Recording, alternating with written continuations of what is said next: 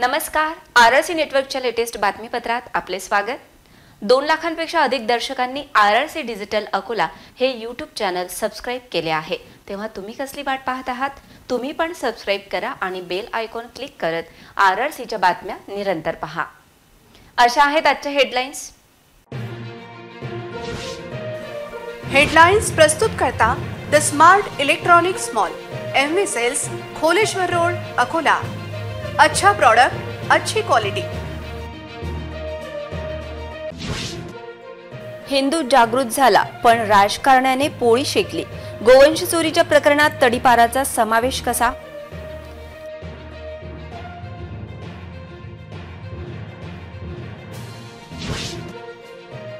मूर्तिजापूर तालुक्यातील बपोरीच्या मुख्याध्यापकावरची कारवाई थांबवा। पालक विद्यार्थ्यांचे आंदोलन चांगलेच चर्चेत। शेकडो लाडक्या बहिणींच्या खात्यात जमा झाले 3000। काही महिलांचा हिरमोड, सर्वच बँकांमध्ये तुफान गर्दी। कमिशनच्या गर्तेत अडकले शालेय गणवेशाचे घोडे। स्वातंत्र्य दिनी विद्यार्थ्यांना मिळालेच नाहीत गणवेश। चोरट्यांचा शहरात हैदोस कायम, सीसीटीव्हीत सापडला, पण घटनास्थळावरून पळण्यात यशस्वी। आता सविस्तर बातम्या। जुने शहरात मोठ्या प्रमाणात गोवंश चोरीची प्रकरणे समोर आली आहेत। याविषयी एका तडीपाराला जमावाने तुडविल्याची माहिती समोर येत आहे। या तडीपारावर गोवंश चोरीचा संशय असून तो शहरात कसा, असा प्रश्न समोर आलाय। दरम्यान या गोवंश चोरीच्या वाढत्या घटनांच्या निषेधात जुने शहरातील संघटित हिंदूंनी पोलीस अधीक्षक कार्यालयावर मोर्चा काढला। अकोला शहरात मोठ्या प्रमाणात गोवंश चोरी आणि कत्तल वाढली आहे। या सर्व गोष्टींची माहिती पोलिसांना असून डाबकी रोड पोलीस या सर्व प्रकरणात मूग गिळून बसली आहे। एका तडीपाराला गोवंश चोरीच्या संशयावरून जमावाने मारहाण केल्याची माहिती असून एका गाडीत मोठ्या संख्येत गोवंशाची तस्करीची तक्रार देऊनही पोलीस दखल घेत नसल्याने अखेर आज मोठ्या संख्येत गोवंश पालक व हिंदुत्ववादी संघटनांनी पोलीस अधीक्षक कार्यालयावर मोर्चाने निषेध नोंदविला। या सर्व प्रकरणात गोवंश चोरी करणाऱ्या टोळ्या जिल्ह्यात वास्तव्यास असून त्यांच्यामुळे जिल्ह्यात कायदा आणि सुव्यवस्थेचा प्रश्न निर्माण होत आहे। तर तडीपार शहरात गोवंश चोरीच्या प्रकरणात अडकल्याने झालेली तडीपार ही कारवाई नावालाच झाल्याचे चित्र आहे। बपोरी येथील जिल्हा परिषदेच्या मुख्याध्यापक यांच्यावर कोणत्याही प्रकारची कार्यवाही करू नये या मागणीसाठी जिल्हा परिषद शाळा बपोरी येथील शाळेतील पालक तसेच शाळा व्यवस्थापन समितीचे अध्यक्ष, उपाध्यक्ष व सर्व सदस्यांनी आंदोलन केले। गावातील शाळेचे शैक्षणिकदृष्ट्या अतिशय चांगल्या प्रकारे अध्यापन चालू असताना कोणत्याही पालकाची तक्रार नसताना एका महिलेने पंचायत समिती कार्यालयासमोर जे उपोषण मांडले आहे या महिलेला डावलल्यावरून मुख्याध्यापक यांना निलंबित करण्याची मागणी केलेली आहे। ती मागणी साफ चुकीची असून शासनाची दिशाभूल करणारी आहे। तसेच शैक्षणिक दृष्टीने चांगली प्रगती झाली असून इंग्रजी माध्यमाच्या शाळेतील बरेच विद्यार्थी जिल्हा परिषद शाळा बपोरी येथे दाखल झालेले आहेत। शाळेशी कोणत्याही प्रकारचा संबंध नसताना व त्यांची मुले शाळेत शिकतही नसताना विनाकारण गावातील राजकारण शाळेत आणण्याचा प्रयत्न करीत आहेत। शाळेचे शैक्षणिक दृष्टीने फार मोठे नुकसान करीत आहेत। एकंदरीत ही बाब खूप गंभीर असून प्रशासनाने याचा गांभीर्याने विचार करावा। मुख्याध्यापकांना बदली करू नये, निलंबित करू नये अशी विद्यार्थ्यांची मागणी आहे। जिल्हा परिषद प्रायमरी स्कूल बपोरी, हाय लेव्हन बपोरी। आम्हाला हेच सर पाहिजे, हेच मॅडम पाहिजे। मला तवळे सर आणि प्रतिभा मॅडम पाहिजे। राज्य सरकारच्या महत्त्वाकांक्षी योजना असलेल्या लाडकी बहीण योजनेतील लाभार्थ्यांच्या खात्यात पैसे जमा होणे सुरू झाले आहे। काही महिलांच्या खात्यात पैसे जमा झाले, त्यांनी बँकांमध्ये गर्दी करत ते काढले आहेत, तर काहींच्या खात्यात पैसे जमा न झाल्याने त्यांच्या चेहऱ्यावर मात्र तितका उत्साह नव्हता। राज्य सरकारच्या अत्यंत महत्त्वाकांक्षी योजनेत महिलांच्या बँक खात्यात पैसे येणे सुरू झाले। आज महिलांनी हे पैसे बँक खात्यात जमा झाले की नाही याची खात्री केली। त्याचबरोबर काही महिलांनी बँकांमधून पैसे काढल्याची माहिती आहे। अनेक महिलांच्या खात्यात लाडकी बहीण योजनेअंतर्गत पैसा जमा झाला असून अद्याप ही योजना पूर्णतः लागू झाली नसल्याने काही महिलांच्या खात्यात पैसे जमा होणे बाकी आहेत। त्यामुळे बँकेत आलेल्या काही महिलांच्या खात्यात पैसे जमा न झाल्याची नाराजी स्पष्टपणे चेहऱ्यावर दिसत होती। ज्या महिलांना अद्याप या योजनेचा लाभ मिळाला नाही त्यांच्या चेहऱ्यावर निराशा दिसून येत आहे। या योजनेमुळे अनेक महिला आनंदी आहेत तर काही दुःखी आहेत। या योजनेच्या माध्यमातून पात्र महिलांना दरमहा 1500 रुपये दिले जात असून अनेकांच्या बँक खात्यात महिलांना थेट लाभ मिळू लागला आहे। या योजनेला महिलांचा उदंड प्रतिसाद मिळाला।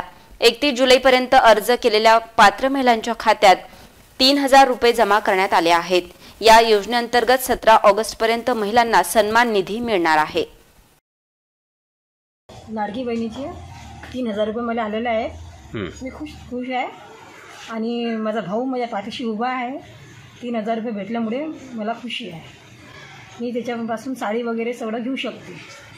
जे लाडकी बहीण योजना जी राबवल्या गेली, खरं तर ते बहिणीची लाडकी योजना बहीण जी राबवल्या गेली, आमच्या महिला महाराष्ट्राच्या महिला खूपच खुश आहे। ज्या त्यांना जे 500 रुपयाचे भावाच्या इकडनं आशा होती साडीची, आज त्यांच्या पाठीशी आपले महाराष्ट्राचे मुख्यमंत्री पाठीशी उभे राहिले। जसे मुक्ताईच्या पाठीशी ज्ञानोबा राहतात, आज खरं तर ते तसेच उभे आहेत। आज मी त्यांना रक्षाबंधनच्या खूप खूप शुभेच्छा देते। 3000 रुपये जमा झालेले आहेत। मला रक्षाबंधन निमित्त राखी पाठवायला मदत झालेली आहे एकनाथ शिंदेला, आणि त्याच्यातून मला जे मुलांसाठी गरज पडली होती ती आवश्यकता भासली। मला 3000 रुपये मिळाले आहे। आता जे काम अडचण आहे ते माझी होऊन जाईल। म्हणजे जे अडचण आहे माझ्या घरात ज्या कोणत्याही कामी लावणारा, साडीची एवढी आवश्यकता नाही आहे मला, पण जे आपल्याला गरज आहे मुलांसाठी शिक्षणासाठी म्हणा कोणत्या याच्यासाठी, पण ते मी त्याच्यासाठी लावणार आहे। एक लाडकी योजना होती ती आम्ही राबवली आणि फॉर्म वगैरे भरून ते 3000 रुपये आमच्या खात्यात जमा झाले। ते मंत्री हे आमचे भावासारखे पाठीशी उभे राहून आम्हाला 3000 रुपये आमच्या खात्यात जमा केले। त्याच्यामुळे काही गरज भागू शकतो।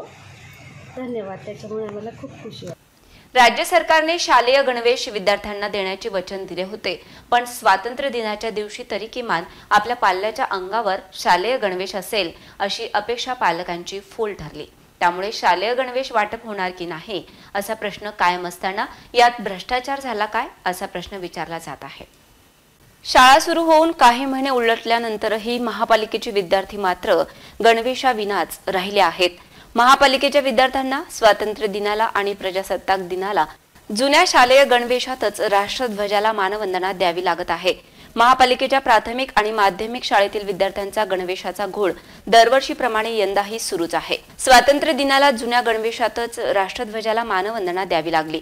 महापालिकेच्या शाळांमधील विद्यार्थ्यांना गणवेश वाटप करण्याची प्रक्रिया सुरू करण्याची मागणी समोर आली आहे।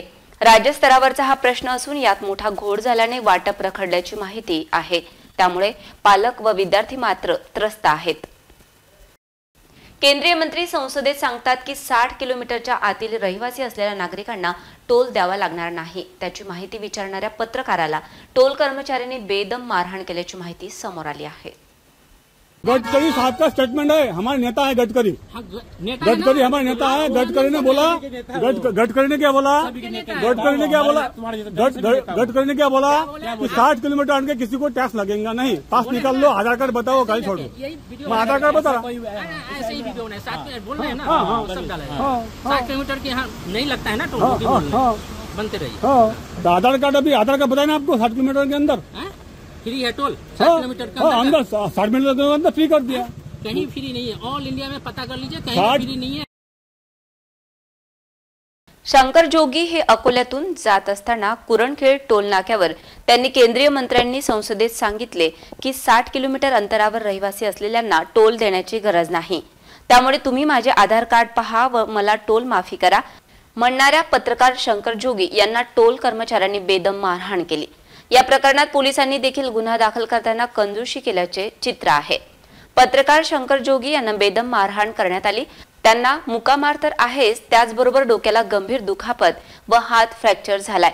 अशी परिस्थिती असताना पत्रकार संरक्षण कायद्याअंतर्गत त्यांना संरक्षण देण्याची गरज होती, पण पोलिसांनी त्यांची दखल घेतली नाही। पत्रकारावरील हल्ले व गुन्हे दाखल करणाऱ्या विरोधात शासनाने पत्रकार रक्षण कायद्याची अंमलबजावणी करून त्वरित पत्रकार संरक्षण कायद्याअंतर्गत गुन्हा दाखल करून आरोपीला अटक करावी अशी मागणी पत्रकार संघटनेने केली आहे। मी मोर्चापासून मी माझी चारचाकी गाडी घेत असताना कुरणखेड येथील नाक्यावर टॅक्सवाल्यांनी माझा टॅक्सची मागणी केल्यानंतर मी त्यांना नितीन गडकरी यांच्या आदेश आहेत की बा 60 किलोमीटरच्या अंदर जर तुम्ही स्थानिक जिल्ह्यामध्ये असेल तर तुम्ही पास बनवून घ्या किंवा तुमचं आधार कार्ड टाकून तुम्ही ती गाडी सोडू शकता. या अनुषंगाने मी त्याची मागणी केली. तर त्यावेळेस तेथील कर्मचाऱ्यांनी यापूर्वी तुम्ही सोशल मीडियावर आमच्या बातम्या व्हायरल केल्या व यापूर्वी तुम्ही सोशल मीडियावर आणि तुमच्या याच्यामध्ये केल्यामुळे आम्ही तुम्हाला माफ करू शकत नाही, तुम्हाला बापाचा नाता नाही अशी म्हणून माझ्यासोबत हुज्जत घातली व मी स्वतः व्हिडिओ बघत असताना त्यांनी मला मारहाण केली. सुरुवातीला त्यांनी राताभुक्क्याने मारहाण केली. नंतर त्यांच्या जोरजमा येऊन 10 ते 15 लोकांनी मला बाजूची सलाख असलेली उचलून मला मारले. ती सलाख मी हातावर अडवली, त्याच्यामुळे माझा प्राण वाचला. आणि या घटनेची इतकं झाल्यानंतर मला रक्तस्राव झाला. मी बेशुद्ध पडल्या असल्यानंतरही ते मला तिथून सोडायला तयार नव्हते. परंतु आजूबाजूच्या प्रवाशांनी आणि माझ्यासोबत असलेल्या लोकांनी मला पोलिसांना बोलावले व मला बोरगाव पोलिसात नेले. आणि बोरगाव पोलिसांनी आम्हाला आश्वासित केले की तुमच्यावर आश्वासन देऊन दिले की तुमच्यावर योग्य ती त्यांच्यावर अटक करून लगेच कारवाई करतो एवढे म्हणून मी शुद्ध असताना त्यांनी स्वतः रिपोर्ट देऊन घेतला. आणि मी 10 तारखेला रिपोर्ट दिल्यानंतर त्यांनी तब्बल 3 दिवस 4 दिवस त्यावर कोणत्याच प्रकारची कारवाई केली नाही व गुन्हे पण दाखल केले नाही.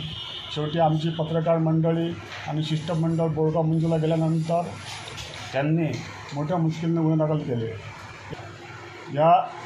जर आरोपीला 15 ते 20 आरोपीला पत्रकार संरक्षण कायद्याअंतर्गत कारवाई केली नाही व 307 अटकपूर्व जामीन गुन्हा आहे त्यांना अटक केली नाही तर आम्ही हे सर्व पत्रकार संघटना आणि आमचे पत्रकार मित्र व इतर संघटना मिळून आम्ही एक आंदोलन उभं करू व कलेक्टर ऑफिससमोर उपोषणाला बसू.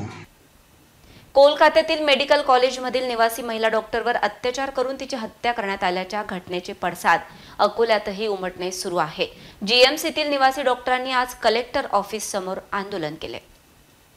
गेल्या काही दिवसांपासून जीएमसी मधील रुग्णसेवा प्रभावित झाली आहे. संपातून आपत्कालीन रुग्णसेवा वगळण्यात आली असली तरी ओपीडी वरिष्ठ डॉक्टरांनी सांभाळली असली तरी वॉर्डातील रुग्णसेवा, नियोजित शस्त्रक्रिया, विविध तपासण्यांची कामे खोळंबली. उपचारात उशीर होत असल्याच्या रुग्णांच्या तक्रारी होत्या. कोलकाता घटनेचा निषेध करण्यासाठी जीएमसीचे निवासी डॉक्टरही सहभागी झाले होते. या संपात निवासी डॉक्टरांनी आज कलेक्टर ऑफिस येथे आंदोलन करत we want justice, safety first, treatment next अशा घोषणा देत मोर्चेकरी डॉक्टरांनी लक्ष वेधून घेतले. अत्याचारात मृत्युमुखी पडलेल्या कोलकात्याच्या मेडिकल कॉलेजमधील महिला निवासी डॉक्टरला श्रद्धांजली वाहण्यात आली. आमच्या प्रमुख मागणी आहे की तिला न्याय मिळाला पाहिजे, तिला जस्टिस मिळालं पाहिजे. अजून त्याच्या पाठोपाठ पण सुद्धा 15 ऑगस्ट रोजी रात्री त्या ठिकाणी बाहेरच्या मॉबनी आमच्या डॉक्टरांवर हल्ला करण्यात आला की जे शांतपणे प्रोटेस्ट करत होते. तर त्यांच्यावर पण पुन्हा त्यांच्यावर हल्ला करण्यात आला. आमची मागणी आहे, सेंट्रल लेवलला मागणी आहे की यांच्यामध्ये याच्यावर लक्ष घालण्यात यावे आणि लवकरात लवकर जे पण त्यांचे हे आहेत ज्यांनी या कृत्य केलेलं आहे त्याच्यावर कार्यवाही होण्यात यावी. मतदार याद्यांच्या 1 जुलै या अर्हता दिनांकावर विशेष संक्षिप्त पुनरीक्षण कार्यक्रमात मतदार नोंदणी अधिकाऱ्यांनी आपल्या कार्यक्षेत्रातील एकही पात्र मतदार मतदानापासून वंचित राहणार नाही याची दक्षता घ्यावी असे निर्देश मतदार यादी निरीक्षक तथा विभागीय आयुक्त डॉक्टर निधी पांडेय यांनी दिले. निवडणुका पारदर्शक आणि न्याय वातावरणात पार पाडण्यासाठी मतदार याद्यांचे अद्ययावतीकरण, शुद्धीकरण महत्त्वपूर्ण असते. त्यासाठी भारत निवडणूक आयोगाकडून विशेष संक्षिप्त पुनरीक्षण कार्यक्रम राबविण्यात आला आहे.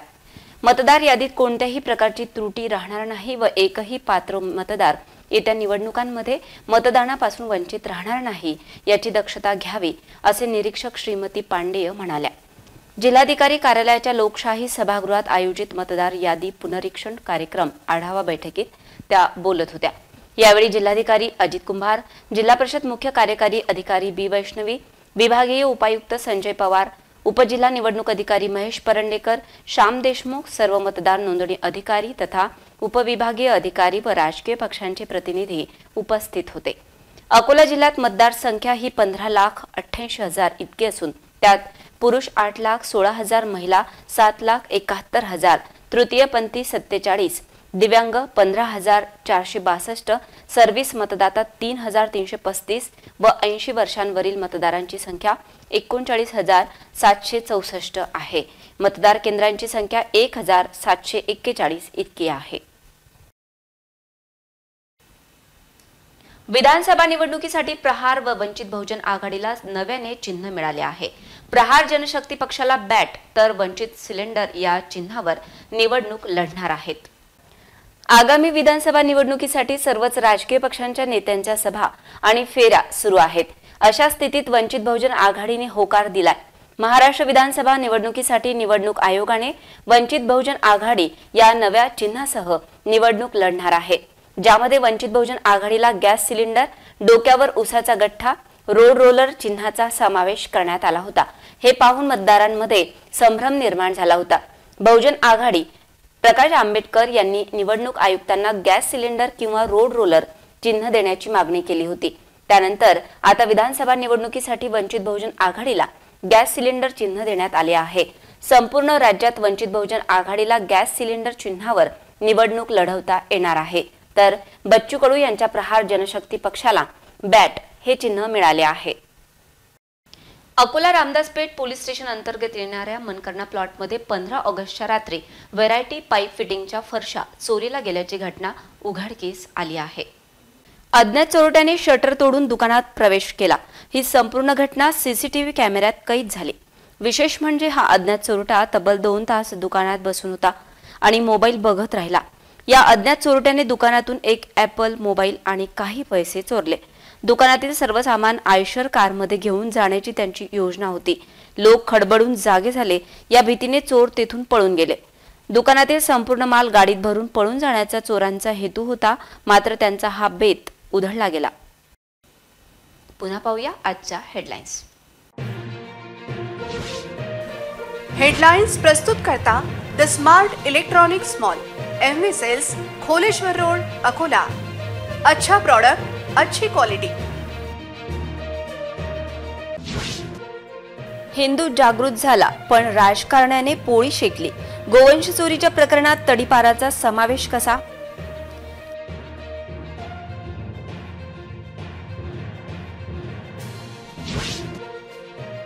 मूर्तिजापूर तालुक्यातील बपोरीच्या मुख्याध्यापकावरची कारवाई थांबवा. पालक विद्यार्थ्यांचे आंदोलन चांगलेच चर्चेत.